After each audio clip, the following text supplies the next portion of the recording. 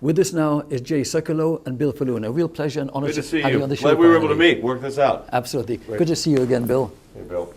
Jay, very nice to see you. Good to see you. It's interesting. I'm sitting here with so much intelligentsia at the table. Now, you wrote this amazing book, Jay, Undemocratic, really amazing. And it so happens you have a lot in common with my executive producer who wrote this book, for Democracy. So, on Big Pharma. Oh, yes. Yeah, okay. How Americans are being ripped off by high-priced drugs that are mediocre in their efficacy, but rather dangerous in their side effect profile. Oh, look, that's part of the regulatory environment we live in. I mean, this is all part and parcel of the same huge problem. I don't want to date this conversation, but there's so many important things going on in the world at this time, especially with regard to tax reform as well. In fact, Bill, you have some ideas on that. Well, what we've encountered at the Life Extension Foundation is that the FDA is no longer the big impediment in getting new technologies through the system. The IRS is attacking exempt organizations who are performing critical research, and the IRS is blocking their ability to fund scientists. So this is really a new phenomenon. This was not in existence when I was at the IRS 35 years ago. When I was a young lawyer at the Internal Revenue Service in the Office of Chief Counsel, we litigated tax cases. And we didn't get into whose politics, what their positions were. You either exempt if you were, you got your exemption. If you weren't doing exempt purposes, you didn't get your exemption. It was straightforward. That's not the way it's done now. So now what's happening is the political machinery of the regulatory government, and that's what we're dealing with. I call it a fourth branch of government, basically, unelected fourth branch of government, operates and exists, and there's no checks and balance. So Congress passes a law, and the amount of regulations that come out of the United States Congress exceed what Congress actually wrote in the law. There are more regulations by volumes than actually the Congress creates when they pass a bill and eventually becomes law and signed by the president.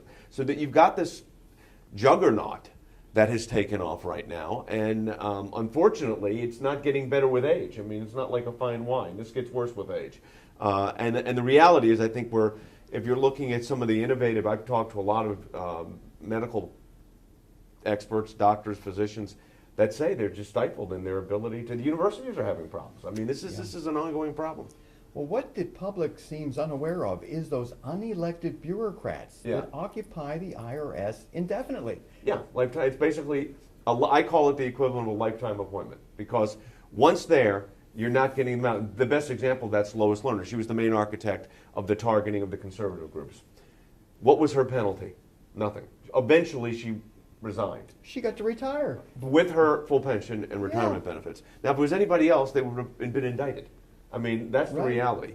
But one of the things I talk about in undemocratic is this idea that you have to have the way we view in the private sector. You retain your job because of merit. You've earned it, and you keep your job. If the company's doing well and you're doing well in your job, you keep it.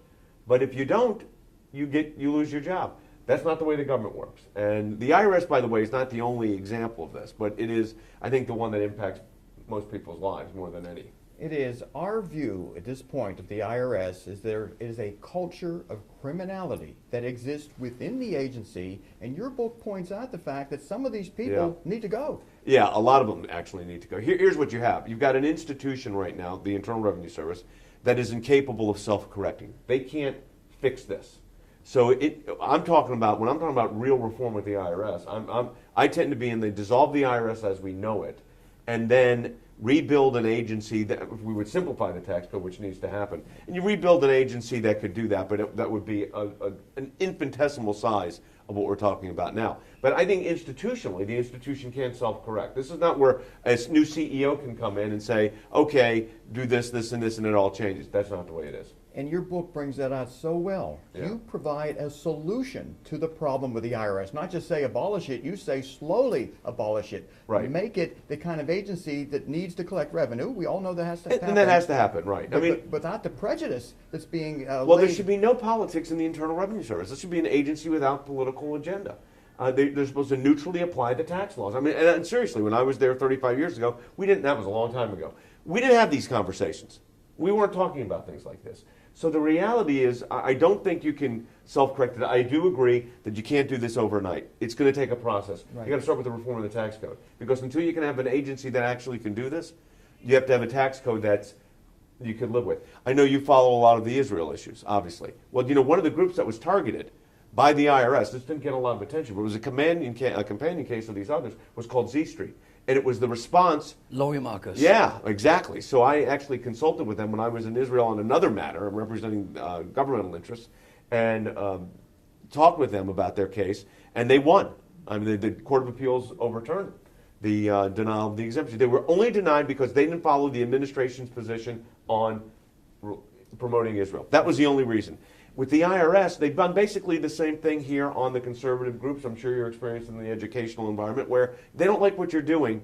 They will determine and even sometimes they don't even determine. They just do nothing. The biggest problem with the IRS cases was they did nothing. 5 and 6 years, no action. Now, finally, we got most of those resolved. We're still fighting one. But look, it's a serious problem. It's not going away. It's going to take real reform. We've got an election coming up. There's a lot of issues at play. This one should be front and center. You're talking about opposition political groups who were seeking lawful 501c4 recognition, and the IRS just sat on their applications. And I wouldn't even say they were opposition political groups, because some of these groups got swept up in this thing, had nothing to do with political anything. One was a program that went into schools and taught high school students about the Constitution, but they had the word liberty in there, and I mean, completely not a Tea Party group. It was called Linchpins of Liberty, the linchpin being the United States Constitution. That was enough for them to be just swept up in this dragnet. There was another case I had, we just settled it, where a West Coast nonprofit organization applied for tax-exempt status, nothing happened. They were kind of swept up in this thing. They provided emergency relief for children that were brought out of sex trafficking. But they got caught up in this thing. So this is a serious and ongoing, it's a serious and ongoing issue. It is unreal. Yeah. We should talk a little bit about the tax code. It's over 70,000 pages, I believe. More words in the tax code than the Bible, both testaments. Okay. Yeah, there you go. And then you've got the interpretations, Right. the rules and rulings. regulations, right. It amounts to millions of pages collectively of instructions, regulations, interpretation of regulations. No one can figure it out. No, I call it the Lawyer's Retirement Act, is the tax code as we see it. It's complex. Its regulations don't even make sense. And the amount of regulations coming out. And look, they're getting into other areas. They're not just collecting revenue. You look at what's happened with Obamacare, the Affordable Care Act. You got the IRS as the enforcement mechanism here. This is serious. I mean, you got the Internal Revenue Service determining whether your insurance qualifies under the law that was passed 3 years ago. So all of this together creates an environment that is not only hostile to free enterprise, hostile to groups that want to speak out on the issues of the day, but it creates this environment of intolerance, and that's kind of antithetical to the First Amendment. Well, we've seen that when we talk to people about taking action. They're afraid. They're Sure. afraid of retaliation. Well, look, is anybody watching this broadcast right now encouraged when they get a phone call from the Internal Revenue Service? No. It's not an agency that invokes a lot of confidence right now, and it certainly can. I mean, I'm handling some pretty complex cases right now where it's really interfering with people's lives. And these agencies, we're taking them to court on this. And that you've got to fight back. You can't just say, oh, well, that's the way it is. Because if that's the way it is, for our children and grandchildren, it's going to be much worse. And I've got 3 grandchildren. I got a 4th one on the way. We had 2 granddaughters just a few months ago. And I'm worried about them. I'm worried about the kind of culture and country they're going to grow up in. So the idea that you could stifle political dissent, if you want to even look at it that way, because of a tax code, is something our founders would have never envisioned. Of course, they had no tax code. It's analogous to where your family came from in Russia, as Yeah. you do know. You know, the differential there is, of course, the persecution that my family and others, and families that are watching this broadcast right now, that was a level of persecution that, it's hard to... I call this harassment, unjust treatment. It hasn't reached the level of Soviet Russia. Right. But it is troubling that one agency can have this kind of power. Then you put them in cahoots with other agencies. And they had this in the IRS case, where you had the Federal Election Commission, the Department of Justice, and the IRS, the alphabet soup of agencies.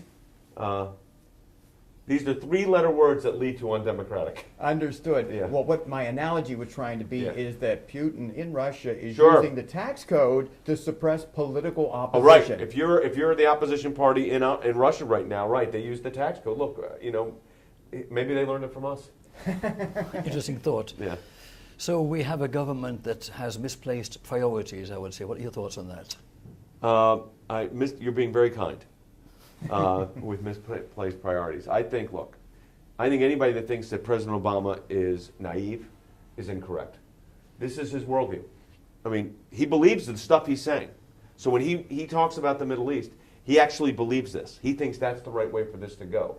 That's very different from saying, I'm just doing this to get, to make a mark. No, he actually believes this stuff. So we're near the end of that. The country has a big decision to make, a huge decision to make, and the political season is in complete upheaval. If you look at this right now where we are and took a freeze frame of where we are before the conventions, this is a country that the one key, who is getting the excitement on the left of center groups? It was a Democratic Socialist, Bernie Sanders. Now, he's not going to carry the day, but he was getting the enthusiasm. Who's getting the excitement on the right, so to speak, who may carry the day? Donald Trump. Both kind of political outsiders, both, but one more of a nationalist, one more of a Democratic Socialist, which would sound perfectly normal if we were in France or Russia, or France or Germany. But we're not. We're in the United States of America. But this is the kind of political turmoil the country's in, that they're looking so desperately from outside of the Beltway. The fundamental premise of which you and Life Extension has been battling is defending the First Amendment. Yeah. And when it comes to what Life Extension does, we disseminate truthful, non-misleading scientific information to the public, such as low-dose aspirin. Yeah. Everyone now knows that reduces heart attack and Right. ischemic stroke risk. Right. But when we first came out with it, FDA spent 15 years trying to censor that Right. information. Yeah. And you're in the same situation. Yeah, so the 81 milligram Bear aspirin, or whatever aspirin you take, right. Actually, that came up in an oral argument once. Not my case. I had a case right after it. And I'll never forget the Chief Justice bringing that up. Well, it took forever, he said, to get the 81 milligrams aspirin approved. And 15 years. Yeah. 1983, Life Yeah. Extension brought it out. We didn't sell the product. We just told people, take low-dose aspirin, Yeah. reduce your risk of heart attack. And the FDA came in and seized property. They tried to put us in jail. Yeah. They did not like that information being Yeah. disseminated. Now it's the IRS, though. Yeah. IRS is stepping in and filling in the FDA's shoes. Well, it's because what has happened is the IRS has taken on a dimension unto itself way beyond tax revenue collection, which is what the IRS was supposed to do. So when I worked for the Office of Chief Counsel, Internal Revenue Service, our job was collect revenue. So if someone didn't pay their taxes, go after them, civilly or criminally if it was a criminal case. If there was an exempt issue, make sure they either were or were not exempt, operating within exempt principle. But we weren't supposed to get into the policy of whether it was good science or whether it was good medicine. If it wasn't fraudulent, if it was if it was within an exempt purpose, that's how you're supposed to approve it. The reality is, if you look at alternative medicine, which is of course or what they call it, integrated medicine, now the major hospitals are doing it. I mean, before, for years, decades, they never did it. I had back surgery 5 years ago, and actually Ben Carson, partner, did my back surgery at Johns Hopkins. I had broken my back while I was actually in Israel, and when I had the surgery, the doctor said, "I want to try something different on you." He was a leading neurosurgeon, so he could do it, which was not to do a fusion, even though if you looked at it statistically, it would have been a fusion. Right. Okay, so he said, I want to see you're healthy. I want to see what will happen. Not as a guinea pig, but see how I recovered fine. And then I did a very holistic version of physical therapy, not the traditional, take your knee, shove it up to your chest stuff, which hurt after back surgery, but rather a method called Egoscue, which is a lot of golfers use. And I'm a golfer, but also it's a lot of athletes use it. It's a much more holistic, but people will say, but they have to be very careful and say we're a non-medical pain relief, because if you say medical, it creates a whole thing. So look, words have meanings, things have meaning. This is part and parcel of the problem. Well, I'm involved with a lot of tax-exempt organizations, and starting about 4 or 5 years ago, I had to think about every email I wrote. Am I going to say something? Look, I hope you're still thinking about it. You should be thinking about it right now.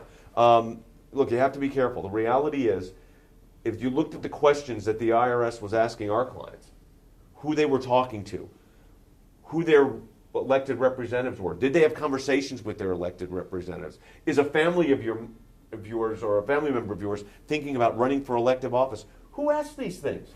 Yeah, this is the problem. Who asks these things? Well, unfortunately, the IRS. Well, it goes beyond that. It's just if you're an exempt organization, you have to inform them every year on your 990s, that's your annual tax return, what you're doing. And if you don't completely inform them, they can say you didn't tell us enough. Yeah, and then they want the disclosure of your donors, which is another thing that they're working on. Now, we stymied them a couple times on this. But also what we have found that when we get these intrusive questions, beyond the 990 even, we respond back and say, listen, the question you're asking is outside the scope of legitimate inquiry. Therefore, because it's outside the scope of legitimate inquiry, we're not going to respond. It's called resisting. When you resist, you know what? Sometimes, most of the times, you can get them to back off, but you got to be prepared to make them resist. It's a real battle. Well, Jay, you're doing a spectacular job. Now, you have an organization, a nonprofit group. Can you American Center for Law and Justice has been around for a quarter of a century, 25 years. We started doing mostly religious liberty litigation. That's how it kind of started. Then we increased our portfolio of cases. We got involved in a lot of the national security issues after 9/11. Then we did a lot of representation with Israel. We have an office in Jerusalem. We've got offices all over the world.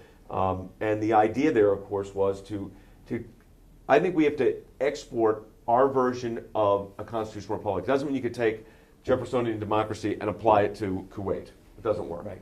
But the general principles of freedom and liberty, I look at it as God-given. I don't think that's a gift of government. I think the government's job is to protect it. It's a gift from God. It's inherent in mankind, and I say that gender neutral. Mankind, human beings.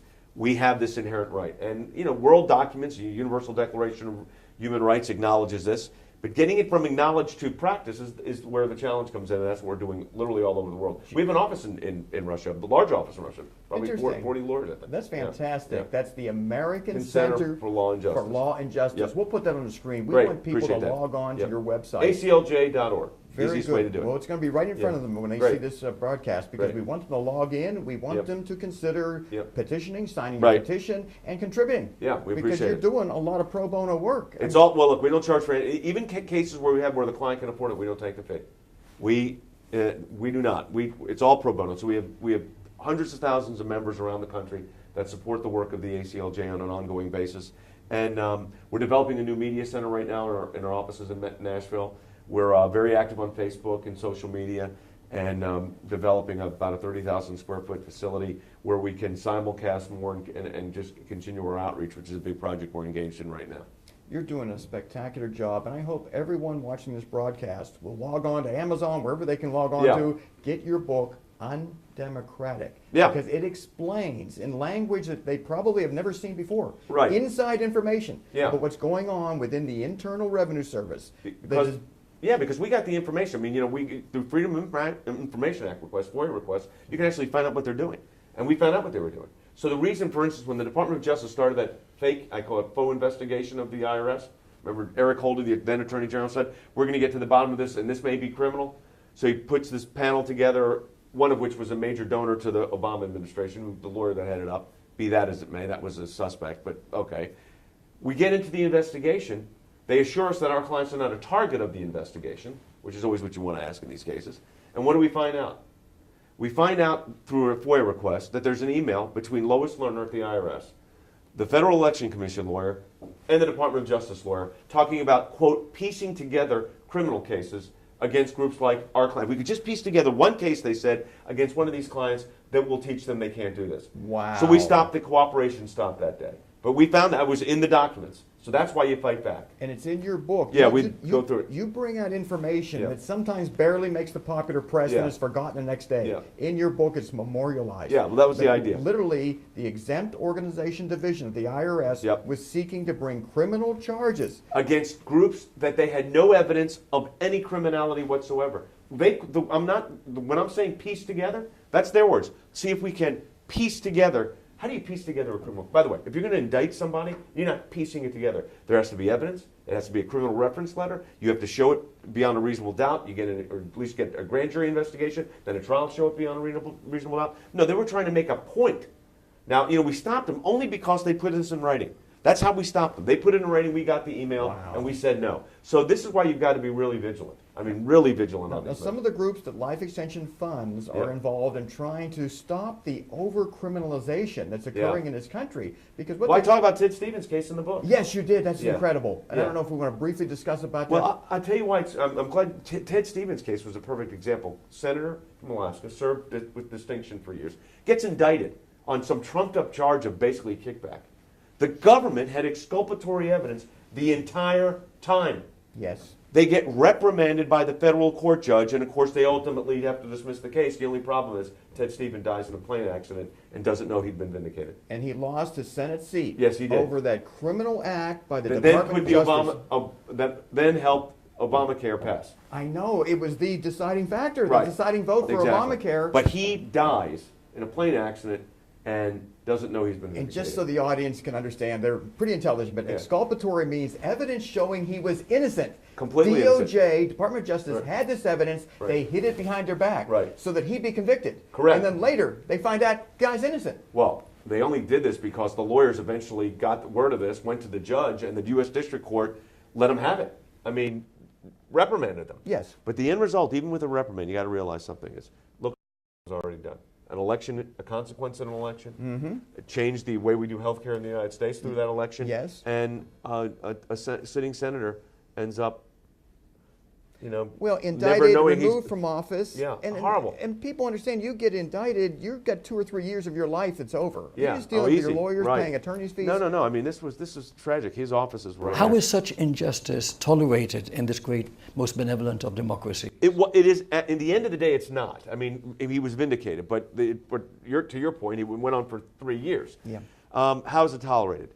People don't fight back. People assume that someone's indicted, they're guilty. Yeah. There's smoke, there's fire. And here, there was no smoke, no fire. This was trumped up, and the government was ultimately held accountable. But yet, even then, DOJ lawyers not really seriously reprimanded. A couple left. No one's fired. If you did this in private life, you'd be fired. They didn't get But not fired. here. They lost a week or 2 of pay. They Yeah, were given like a leave of basically like a leave. of absence. Yeah, I for mean, 2 weeks unpaid as punishment. It's ridiculous. I mean, what they did, they destroyed a human being's life. And his family. I mean, it had Oh, of tremendous course. repercussions on the family. I mean, horrible. Like I said, he lived around the corner from me in Washington. That's I mean, literally 2 townhouses down. But there's so many other victims of Yeah. this injustice. Yeah. Well, look, those are only ones. We're only talking about the ones you hear about. Yeah. I mean, look, and most you don't. So, I mean, there's a horrible case going on right now. The governor of Virginia, who was brought up on a corruption charge, Bob McDonnell, had a sterling reputation, 70% approval rating, probably on a short list to be president, certainly was on a short list in 2012 to be vice president. Administration lawyers go after them. They do a jury charge when you have a conspiracy case, it's supposed to be quid pro quo. You gave me something, and then I give you a government benefit. Right. Now, under Virginia law, governors, since Jefferson, were allowed to take gifts. They did that because governors didn't make a lot of money, and that's how they were able to stay in office. Right. Their friends would help them. So Bob took a gift. There was no, so that was the quid. But there was no pro quo. There was no, for that, you're getting this. The jury instruction, though, doesn't read that way. Bob loses. Goes to the Fourth Circuit Court of Appeals. Governor McDonnell loses. Supreme Court, on an emergency stay, grants him not only review of the case on an expedited basis, but he doesn't have to report for his 2-year jail sentence. I think we would have won the case 5-4, and we had the death of Justice Antonin Scalia. It may end up being 4-4, which means the case would be affirmed and he'd go to jail. It's amazing. It is frightening. Another topic, of course, are fully informed juries. If we had that more often, we wouldn't have as many inequities. Look, I've tried a lot of jury trials, and we still have the best system in the world. Having said that, juries get those instructions, they really have no idea what they mean. Right. It's so complex. And this is, look, I'd rather have that than no jury system. Right. But there needs to be serious reform. And there's got to be tort reform. You can't do any of this without tort reform. And there's things that have to start happening to really make a difference. Well, we just like the fact if juries could judge the fact and the law Yeah. and determine that what he did, maybe it was unlawful, but there's nothing wrong with it per se. Well, I made this comment. I said if you could, be indicted for, being stupid, people could be indicted. Yeah. But stupid's not a crime.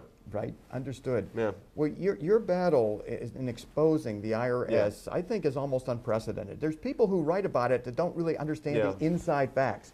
And you were inside general counsel for how many years? Chief counsel for from 79 to 82. And one of my friends that stayed much longer than I did, I was actually there 2 years. I clerked a year before. A friend of mine who actually worked this case up with me was there he stayed an extra, usually you're there 2 to 4 years in government practice. He was there for 4 years. He's actually helping us on this case. His name is Julian Fortuna, a very good tax lawyer in Atlanta. And we put together a crackerjack team. We've got 2 former U.S. attorneys. We've got, I'm former IRS, Julian's former IRS, so we put together a good team. Case isn't over yet. I mean, most of the exemptions have been granted, except for one. Understood. And we can't figure out the one, what the story, they're not, it's just, again, kind of not responding. They said, no, we're not going to give that one. They haven't said why. We'll litigate it out, and we'll see. Jay, you outline in your book fantastically, but can you just describe to the audience in 2 or 3 minutes, whatever it takes, how you'd like to see the IRS reformed, abolished and reformed? Yeah, so I think the reality is there's going to always be an Internal Revenue Service because we're always going to have a collection vehicle. Right. So I think, first of all, the tax code is way too complex. So I'm in favor of a flat tax or a fair tax. There's ways you could argue which is more appropriate, but I think across the board. That eliminates a lot of the agency necessity. So then the agency really becomes what it was originally designed to be, which was a taxing agency, and where they collected taxes. So it would be a collection agency, not an interpretation agency. Yeah. And that's where you got to get them away. So I'm looking at a complete change of the tax code. Then within the IRS itself, a complete redo of the Internal Revenue Service. None of this hired for life stuff. You've got to be merit increases to stay on the job. And then third, and this is, this is the hardest part. Going forward, not letting ourselves get back into this again. Right. Because that can often be the biggest problem, is you fall back into this and you end up with a mess. So we're hopeful that we can avoid the mess. We had a similar discussion with Floyd Abrams, your colleague. Good friend, yes. I'd like us to take a pause here for a moment and go to these commercial messages. We'll be right back.